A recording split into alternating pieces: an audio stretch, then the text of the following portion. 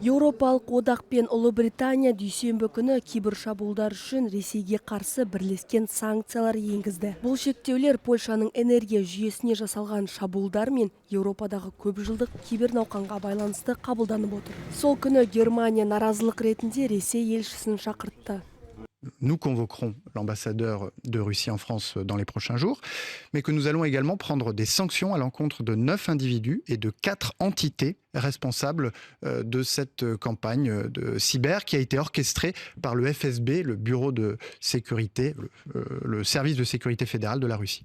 Бірлескен шаралар Ресейдің арнайы қызметімен байланысты тұлғалар мен ұйымдарға бағытталған. Лондон тізімге тағы 24 есімді қосып, бұл әрекеттерді тым шектен шыққан және Еуропаға ірікті салуды көздейді деп атады. Еуроодақтың мәлімдеуінше шабуылдар Кипр, Нидерланд, Австрия, Словакия, Румыния және Финляндия елдерінде қамтыған.